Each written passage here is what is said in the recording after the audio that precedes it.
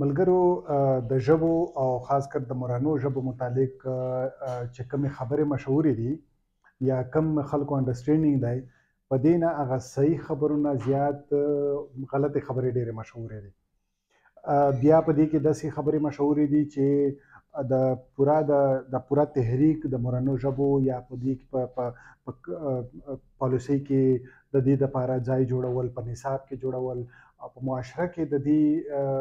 هغه چې کوم استعمال وي چې په دې باندې د علم خبره وشي، د هنر خبره وشي، دا ټولې نیولې دي ځکه د مغالطې نیولې دي. نو نن موږ خبره کوو د ډاکټر صاحب سره چې دی موږ ته ووایي چونکې لینګویسټ دی او په دې باندې موږ خبرې کړې هم دي او بیا چې کومې پاتې دي هغه خبرې موږ غواړو چې د ده نه نن واورو، خاص کر دا مغالطې چې دي. او بیا د دې سره سره موږ به لږ په دې باندې خبره کوو چې په اسلام آباد کې د مورانو ژبو دپاره متعلق چې کوم یو کانفرنس ارګنایز شوی دی، د دې متعلق لږ د ډاکټر صاحب سره خبرې کوو. ډاکټر صاحب اول خو دا راته ووایئ، دا نور سوالونه به شاته کوم چې کومې کومې غټې مغالطې دي. غټې وړې خو پکې نه وي خو مغالطې کمې دي چې کومې دلته دي. ما خیال داسې چې د عیسی علیه السلام نه شل دېرش کاله مخکې یا سل کاله مخکې، سل 200 کاله مخکې کتابه خیل کړي که په یونان په دې اکثره دنیا قبضه وکړه که نه، نو بیا یونانۍ ژبه مهذبه ګڼلی کېده. بیا چې څوک دربار ته رانږدې کېده که نه، نو هغه به یوناني ژبه یې زده کولو، هله به دربار ته رانږدې کېده. بیا تاسو وکتل چې سایرس کله د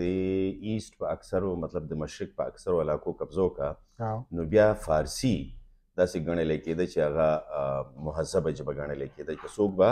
دربار ته نږدې کېدل غوښته فارسي زده کوله. په 8مه سینچرۍ کې تقریبا 8مه پیړۍ کې چې کله نارمنډیز په تقریبا کنفرم کوم بیا خو لکه تقریبا، نو کله نارمنډیز په انګلینډ قبضه وکړه که نه، نو بیا فرانسیسي ګڼلی کېده چې دا ډېره مهذبه ژبه ده، نو چې څوک به دربار ته نږدې کېده هغه به فرانسیسي زده کوله. دغه شان چې کله مغولو په دې وخت قبضه وکړه که نه، په دې هند هم قبضه وکړه، د پوره بر صغیر باندې قبضه وکړه، نیمه وچه باندې پوره قبضه وکړه که نه، نو هغه وخت کې هم د مغولو چې کومه ژبه ویله فارسي، د فارسي کومه لهجه ویله، هغه به ګڼلی کېده چې دا مهذبه ژبه ده. چې کله بیا انګریزانو فرنګیانو په هند او په نیمه دنیا نژاد باندې قبضه وکړه، نو بیا انګریزي مهذبه ژبه شوه. د هغه انګلینډ انګریزي مهذبه ژبه شوه، د کومې باره کې به چې دا کوي چې دا ډېره شډلې ژبه ده. نارمنډیز دا مشهور کړي چې دا ډېره شډلې ژبه ده. نو یو غټه مغالطه دا ده چې پلانې ژبه مهذبه ده او پلانې غیر مهذبه ده. نو د دې ژبې سره څه تعلق نشته، د دې قبضهګیرۍ سره تعلق دی چې څوک قبضه وکړي نو هغه ګڼي چې زما ژبه چې ده دا دې ټول خلک یې زده کړي، چې زه خبرې او خیال او فکر او سماج او سیاست په هغې کې کولی شم، تجارت په هغې کې کولی شم، ماته اساني وي. نو دا د قبضهګرۍ خبره ده. ځکه چې زموږ سره دا خبره هم تړلې شوې ده چې کم خلک په عهدو باندې دي، کم خلک دربار ته نږدې دي، دا بیا لږ مهذب ګڼو. د دې لباس ته مهذب ګورو. پاکستان کې تاسو ګورئ چې دوه قسمه خلک مهذب ګڼلی کېږي. یو هغه خلک مهذب ګڼلی کېږي کوم چې انګریزي ویلی شي، بل هغه خلک مهذب ګڼلی کېږي کوم چې اردو وایي. ښه، دا دواړه اختیار سره تړلي دي، که نه، بزنس سره تړلي، تجارت سره تړلي دي، ګټې وټې سره تړلي دي. نو چې څومره کومه ژبه د یو حاکم ژبه وي او هغه حاکم دغه ژبه په تجارت کې، په ملازمتونو کې، په سیاست کې، په پارلمان کې، په حکمرانۍ کې شامله کړي وي، نو هغه ژبه مهذب ګڼلی کېږي. نو دا بیا عامو خلکو ته هم د میډیا په ذریعه ورسي، د سکولونو په ذریعه، د میډیا په ذریعه، د نصابي کتابونو په ذریعه چې پلانې مهذبه ژبه ده، پلانې غیر مهذبه ژبه ده. یو دا ډېر خطرناک، دا د هیجمني تصور دی، نه د غلبې تصور دی. ټولې ژبې مهذبې دي، ټولو ژبو کې داسې څه نشته چې هغه غیر مهذبي. ژبه په ذات خود یو ډېر د انسانانو تر ټولو نایابه تخلیق دا ژبه ده، تر ټولو پیچلی تخلیق. یعنې داسې پیچلی تخلیق چې د کمال شی دی، د اوازونو نه معنی جوړول او د اوازونو نه ښکلا جوړول او د اوازونو نه جمال جوړول. دا ما خیال چې انسان به بیا داسې تخلیقونه کړی شي که دا کې یو لهجه هم ورکېږي که نه، یا یو لهجه هم سپکېږي، دا د انسان د تخلیق سپکاوی دی. دا ذهن کې یاد ساتل پکار دي. بله که تاسو اجازت راکوئ، یو بله چې کومه ډېره عامه مغالطه ده هغه دا ده چې پلانې ژبه خوږه ده او پلانې ترخه ده. صحیح. که زه ورته وایم بخښنې سره د دې لفظ ډېره فضوله مغالطه ده. ټولې ژبې خوږې دي او د ټولو اوازونه دا فطرت سره تړلي دي. نو یو ژبه هم خوږه یا ترخه نه، ژبې ټولې خوږې دي او هر ژبه کې د خپل خوږوالي ټول اثرات موجود دي. دا دویم مغالطه چې کومه عامه ده. داسې خو ډېرې دي څنګه چې تاسو په خپلو خبرو کې مو ویل. بیا درېیمه چې کومه مغالطه ده هغه هم ډېره زیاته عامه کړې شوې ده. هغه دا ده چې بعض ژبې ګڼلی کېږي چې دا جوړې داسې ګڼي چې دا جوړې د پلانې ژبه د ساینس ده، د پلانې ژبه د علم ده، د پلانې ژبه د ادب ده، د پلانې ژبه د فرهنګ ده. په بل ژبه کې داسې نشي کېدی. لکه مثلا انګریزي د ساینس ژبه ده، دی داسې وایي که نه. نو زه ورته وایم چې د جاپانیانو چې کوم ساینس کړی نو دی په انګریزي کې کړی دی، چینیانو چې کوم ساینس کړی، نارویجین چې کوم ساینس کړی دی که نه، نو دا داسې ګڼلی کېږي چې انګریزي به خامخا وایي. نو البته اوس داسې نه وایم چې انګریزي مه وایه، یا دا هم مونږ نه وایو چې انګریزي یا نورې ژبې مې زده کوي. خو دا خبره غلطه ده چې ژبه یو خاص ژبه کې ساینس کېدی شي، یا یو خاص ژبه کې علم کېدی شي، یا یو خاص ژبه کې شاعري کېدی شي، یا یو خاص ژبه کې ادب کېدی شي، فرهنګ کېدی شي، بله ژبه کې نشي کېدی. ټولې ژبې د لنګویسټ د ژبپوهانو په حساب او تحقیقاتو په حساب مهران صاحب ټولې ژبې مکمل سیستم لري. که دوه خلک وي مکمل سیستم لري او په هغې کې هر قسمه خیال اظهار کېدی شي. د هر قسمه سوچ اظهار په هر ژبه کې کېدی شي. مکمل سیستمز لري، مکمل رغښت لري، مکمل سټرکچر لري او هر قسمه پیچیده نه پیچیده خیال او آسان نه آسان خیال او خوږ نه خوږ خیال پکې بیانېدی شي. نو دا ډېره غټه مغالطه ده چې مثلا ته چې مورنۍ ژبه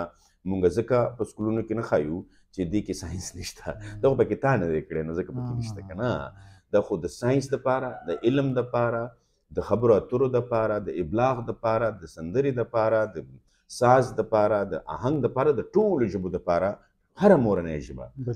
دا پیدا شوې ده او دې کې بدلون راځي او دا غټیږي، دا لویږي، دا پراخه کیږي، دا نوې پانګه ځان کې شاملوي او دا ارګینیکلی شاملوي، نامیاتي طورې شاملوي. نو چې دا پرېښودی شي او دا په ملازمتونو کې مثلا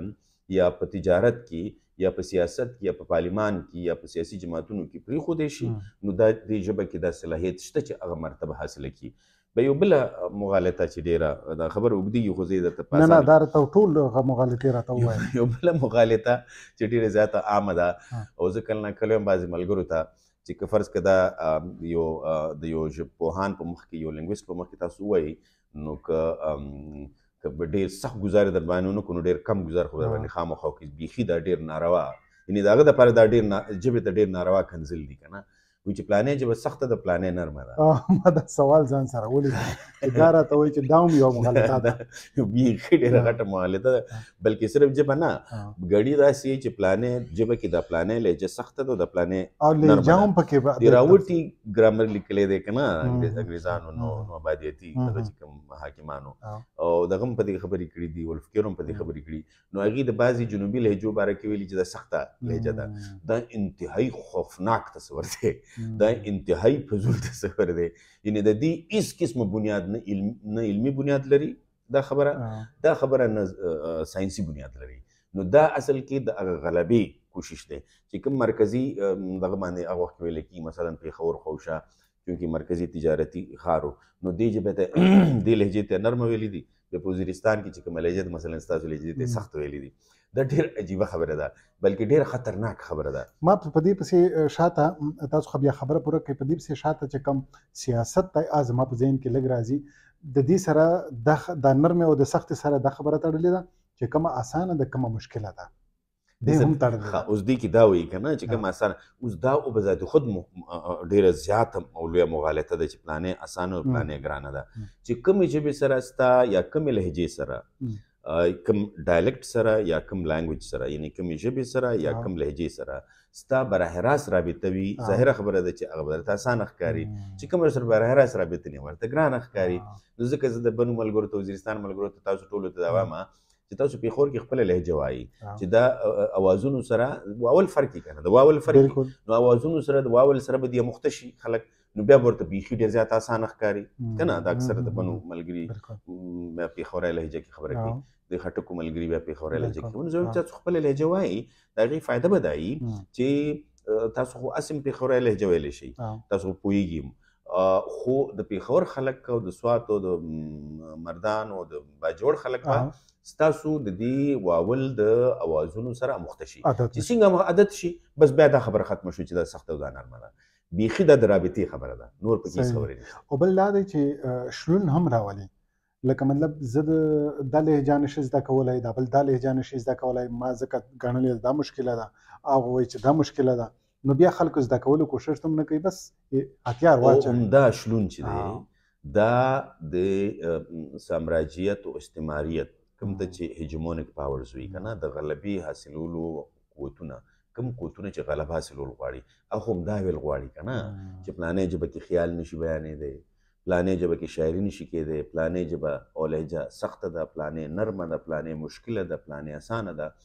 نو ژبه کې چونکې ګوره دی کې چې د دې بنیادي سیاست دی کنه بنیادي سیاست مهران صاحب دا دی چې ژبه مورنۍ ژبه کې خلک سوچ کوي نو د سوچ نه تخلیق کیږي نو د سوچ نه ایجاد کیږي نو د سوچ نه سیاست کیږي نو د سوچ نه تجارت کیږي نو چې کله ولا مورنۍ ژبه دغه شان سپکه کی هغه د سختۍ په حساب سپکه هغه د چې په دې کې علم نشي بیانې په دې حساب سپکه هغه په دې شکل سپکه چې دا غیر مهذبه ده په هر شکل کې چې سپکه نو ته سکای ته اصل کې د خلکو فکر وجنی کنه د خلکو سوچ وجنی د خلکو ایجاد وجنی د غي تجارت ختمه د غي سیاست ختمه نو دا دی حکمرانۍ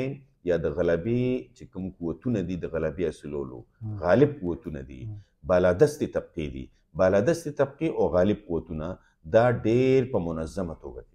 خامخا چې دا چرته بای د وی دا ټولې مغالطې جوړې شوې دا خو یو منظم نظام لري مکمل ځکه چې قبضه د دې بغیر کېدی نشي تر څو چې زه تاسو ته ډېره انټرسټینګ خبره وکړه د واڼه چې کوم د ټیکنیکل کالج دی په هغه کې یو نیم کس د ځکه واپس کې دا چې چالته کار وي چېرته ورځي چې تا اردو نه ده زده او د دې خلکو کالج دی هلته پکې دوی د اکنامکس زده کوي پکې نور شیان زده کوي که نه چې کوم ټیکنیکل کالج کې کوم شیان وي او د ګیټ نه سټوډنټان نه چې کوم نور خلک وي که نه طالب علم خو ځي راځي چې چا هلته کار وي څه نو یو کس یې په دې واپس کړی چې تا ته اردو نه درځي نو اکس راته وویل چې لکه بس دا فوجیان عجیبه غوندې جاهل خلک دی ما چې نه نه نه جاهل نه دی بالکل ډېر انتهایی بنیادي ایجنډا راوړې ده او منصوبه ده او منصوبه دغه غلري بیا خو ما په سټډي سرکل کې لږ خبرې پرې وکړلې هلته ما یوه سټډي سرکل وکړه نو دا خبرې چې تاسو څومره مغالطې بیان کړې دا مو چې بس دا جوړې شوي دي هسې لکه پېښوری به وایي چې لمر د وزیرو لهجه سخته ده دا چونکې د خپله تجربه کړې دا تجربه نه ده دته ویلې شوي دي دته ویلې شوي دي په سکول کې ویلې شوي دي په جومات کې حجره کې په غیر چاپیره خبره خوره شوې ده که نه په دې نور هم ډېرې خبرې شوي دي کیدای شي چې ولې غواړي داسې مثلا دا یو سوال که نه چې غالب قوتونه او بالادسته طبقه ولې غواړي داسې چې ټولې ژبې په ځان کې رون غاړي یا ټولې ژبې یو شان کړي یا ټولې لهجې یو شان کړي دا دې ولې غواړي دا یو غټ سیاسي سوال دی بیسیکلي بنیادي طور باندې ځکه چې دی د خلکو یا د ولس خودمختاري نه دی د ولس او د خلکو او د قام ولسواکي نه مني دی د هغې په خپلو وسیلو اختیار نه مني دې سره یوه بله خبره تړلې ډایورسټي هم نه ماني ظاهره خبره چې ډایورسټي مطلب دغه دی دې سره یوه بله خبره تړلې ده چې کومه ژبه هیره شي یا کومه لهجه هیریږي یا کومه لهجه ختمیږي یا کومه ژبه په خطره کې پروزي نو د هغه قام وسایل هم د هغې لاسونه په هغه پروپورشن کې هغه تناسب سره ځي یعنې د ځنګلونو د ونو نومونه چې څومره هیریږي هغومره د ځنګل د ونو اختیار سته د لاسونه وځي د سیندونو او د لختو او د ولو نومونه چې څومره هیریږي هغومره هغه ستا اختیار نه وځي دا یو ډېر ډایرکټ پروپورشن دی د وینیشنګ وایسز دا د ډینیل نیټل او سوزین رومین آکسفورډ یونیورسټي پروفیسران دي یو کتاب لیکلی ډېر نو یو چې دا بیخي تناسب سره کېږي وینیشنګ وایسز د وینیشنګ وایسز صحیح. ښه نو په دې کې ډاکټر صاحب یو هغه دا دی چې د پښتونخوا کې خیبر پښتونخوا کې عوامي نیشنل پارټي چې یو کوشش وکړ بلکې هغه یې راوویسته چې مورنیو ژبو ته یې په لازمي ځای ورکړه په نصاب کې. نو دا هم لکه یو دغه کانشسنس لره دغه قبضهګري ماتول غوښتل عوامي نیشنل پارټۍ دغه خپلواکۍ غاړې ته سفر کولو یا مزل کولو، عوامي نیشنل پارټۍ دغه خود اختیاري غاړې ته مزل کولو او د علم غاړې ته ظاهر خبر چې د پوهې او د علم غاړې ته مزل کولو. د دې بنیادی فکر دا او یا بنیادی تصور دا و داسې یو لا یا قانون راوستی شو، بل راوستی شو، لینګویجز پروموشن اکټ 2012 کې چې پښتونخوا اسمبلی کې چې 15 غټې ژبې کوم چې سکرپټډ دي، کوم چې سکرپټ لري، هغه غټې ژبې مطلب چې خلک یې وایي مختلفو علاقو، هغې کې چترالي ده، هغې کې توروالي ده، هغې کې پښتو ده، هغې کې هندکو ده، هغې کې سرایکي ده. دا به د تعلیم لازمي تعلیم برخه به ګرځي، لازمي مضمون په حیث به هم دا ښودلی کېږي او د تعلیم د ذریعې په حیث به هم په پرایمري کې په اولنو زده کړو کې ښودلی کېږي. د دې دپاره کمیټې هم جوړې شوې، د دې دپاره کتابونه هم چاپ شو، د دې دپاره ټول نظام جوړ شو او ښه کافي فنډ ورته مختص شو. مطلب لینګویج از ا لینګویج از ا میډیم دواړه از ا میډیم از ا لینګویج. نو دا دې غاړې ته یعنې د ژبو د ازادۍ او د فکر د ازادۍ غاړې ته او خپلواکۍ غاړې ته او د خپلو وسیلو باندې خپلې غاړې ته اختیار هغه چې کوم د عوامي نیشنل پارټۍ بنیادي فکر دی هغې غاړې ته مزل. ها ظاهره خبره ده ډېر وستایل شه دغه چې کوم کوشش ته ما لکه موږ چې کوم نورو ژبو خلکو سره میلاویږو کینو پاسو نو ډېر ستایل کېږي او پاکستان کې دغه یو ډېر غټ انقلابي غو. اوس څه کېدی شي دا چې کوم تاسو خبرې وکړلې چې مطلب دا ستونزې دي چې دلته مغالطې هم دي او بیا د ژبو په ذریعه سره ډایورسټي ختمول هم دي، بیا د اختیار نه انکار هم دی. نو څه کېدی شي؟ په ما ته ښکاري چې په پاکستان بغیر د وفاقیت نه ممکن نه دی. یعنی پاکستان د قومونو فیډریشن دی. نو د تر څو پورې چې قومونه اعتماد ولري او دا قومونه د ملکیت احساس ولري تر هغه وخته پورې دا ممکنه ده چې پاکستان د ریاست په حیث یو دوامدار ریاست پاتې شي. که پاکستان کې څوک وفاقیت ختموي، پارلماني جمهوریت ختموي، یعنی وفاقي پارلماني جمهوریت ختموي، هغې ته یو خطره پیښیږي. نو زما خیال چې دا پاکستان ته خطره پیښیږي. په هغې کې تر اوسه پورې چې تر ټولو ستونزمنه خبره منځته راځي نو هغه دا ده چې د ژبو وفاقیت، یعنې په فیډریشن کې د مورنو ژبو یا د قامونو د ژبو، د مورنو ژبو او د قامونو د ژبو ځای نشته. هم په دې بنیاد تاسو به ګورئ چې بنګلادیش جوړ شه، هم په دې بنیاد تاسو ګورئ چې د بلوچ او سندین او پښتانه دا یو ډېر غیریت سره مخ دي په دې ریاست کې. نو که دا وفاقیت کې ریکنسیلیشن کېږي، مصالحت یو غاړې ته یو مصالحت غاړې ته خبره ځي، هغې دپاره دا ضروري ده چې د ژبو دا ستونزه دی سمدستي حل کړی شي. د دې 15 کالو شو چې دا ستونزه موجود ده. نو یو خبره خو دا کیدی شي چې دا ټولې مورنۍ یا هغې کې داسې ژبې چې هغه ویلی کېږي خو ټولې ژبې داسې ژبې چې هغه سکرپټ لري یا کتابونه لري یا اگر چې کومې ژبې سکرپټ نه لري هغې دپاره هم کمیټې جوړېدی شي چې سکرپټ ورته جوړ کړی شي. خو هغې دپاره دا ضروري ده چې دا ټولې ژبې د قامي ژبې وګرځولی شي. دا ډېره زیاته لازمي خبره ده او دا داسې خبره نه ده چې ګینې څه ناشنا خبره ده. په اسټرالیا کې 40 ژبې دي چې هغه قامي ژبې دي، په هند کې 20 ژبې قامي ژبې دي، په سویډن کې 15 قامي ژبې دي، په جنوبي افریقا کې هم بلا ډېرې قامي ژبې دي. لکه دا قامي ژبې مطلب چې قامي ژبه وي نو دا د تعلیم ژبه هم وي، دا د تجارت ژبه هم وي، دا د سیاست ژبه هم وي که نه. نو په ریاست باندې دا لازم وي چې د هغې ترجمه نورو چې کوم هغه ژبه نه وي هغه خلکو ته ورسوي.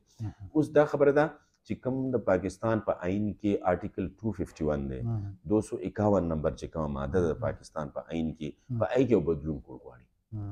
په هغې کې به ترمیم کول غواړي. نو دې ترمیم ته چې د پاکستان سیاسي جماعتونه څومره زر تیار شي هغومره به پاکستان سره ښه وکړي. ځکه چې په هغه آرټیکل کې خو دا لیکلي دي چې قومي ژبه اردو ده او افیشل چې کومه ده انګریزي ده اوس دې دپاره دا او ضروري دا ده. نور بیا ریجنل لینګویجز دي اوس که علاقايي. دې دا وایي چې لکه دې کې څه پیچلتیا راځي او پیچیدګي راځي او دا مسله به جوړه شي دا به جوړه شي د دې دپاره څنګه چې مختلفو نور ملکونو دا کار کړی دی یو د ژبو کمیشن دی جوړ کړی شي یو لینګویجز کمیشن دی جوړ کړی شي هغه لینګویجز کمیشن دی کې د ټول خلک نمایندګان وي د ټولو قومونو نمایندګان دې پکې وي هغه نمایندګان هغه کمیشن به دا قسمه مسله د مصالحت غاړې ته بوځي په هغې کې به لارې ګودر وباسي چې ایجوکیشن کې به مورنیو ژبو سره څنګه چل کوو په تجارت کې به ورسره څنګه چل کوو په سیاست کې به ورسره څنګه چل کوو که نه په معاشرت کې به ورسره څنګه چل کوو په دفتري حواله باندې په سرکاري ملازمتونو کې به څه چل کوو زما خیال چې څومره زر دغه کمیشن جوړ کړی شي به ښه به وي د هغې دپاره ستاسو به علم کې راولم تاسو ته به پته وي چې په 18 فروری دغه قسمه بعضې لینګویج اکټیویسټس او دانشورانو او عوامي نیشنل پارټۍ سرایکي لوک سانج په کوربتوب کې عوامي نیشنل پارټي مور سره ملګرتیا کوي نور سیاسي تنظیمونو سماجي تنظیمونو مور سره ملګرتیا کوي په 18 فروری به اسلام آباد پریس کلب کې یو لینګویج کانفرنس وي غټ ملکي سطح باندې کانفرنس وي هغې کې به د پارلیمان غړي هم وي د سیاسي جماعتونو نمایندګان به پکې هم وي هغې کې به د دانشوران هم وي هغې کې به د ژبو اکټیویسټ هم وي کارکنان هم وي او هغې کې به د مختلفو یونیورسټو اکیډمیک ریسرچران یا محققین د ژبو محققین هم وي نو زما خیال دی چې دغه کانفرنس ته چې څوک اسلام آباد کې دي په هغه ورځ دغه کانفرنس ته د اسلام آباد پریس کلب ته خامخا راشي دا اوس تاسو د کانفرنس خبره وکړله کانفرنسونه خو د ژبې په نامه باندې دلته کانفرنسونه کېږي په اسلام آباد کې چېرته لږ پکې اتڼ وشي لږ پکې بنګړه وشي او لږ پکې ډریسونه ښکاره شي که نه روایتي ډریسونه نو دا کانفرنس هغه شانته دی که چېرته لږ پولیټیکل ټچ لري میران صاحب دا هم یو بیخي لوی چالاکي ده که نه د ریاست او د ریاستي اشرافي لوی چالاکي ده او چې موږ خو مورنۍ ژبې ته کوو نو داسې یو فیسټیویټي وشي داسې یو جشن مشن او سیلیبریشن وشي او دوی داسې وګڼي چې زموږ ژبه خو پکې شامله ده کله شامله ده که نه په دې غولۍ که نه دې کانفرنس کې به بیخي هارډ مشکل دقیق سیاسي سوالونو چې کېږي د دې د وجې نه دا د پارلیمان نمایندګي او د سیاسي ګوندونو نمایندګي او د دانشورانو نمایندګي او د لینګویج اکټیویسټس یا د ژبو د کارکنانو نمایندګي دا ټوله په دې کې موجود دي ډېره مننه ملګرو په 18 فروری به دا کانفرنس وي په اسلام آباد پریس کلب کې نو تاسو ټول ګډون پکې وکړئ زموږ نه چې یوه نیمه خبره پکې پاتې وي هلته به پکې پوره شي ډېره مننه ستاسو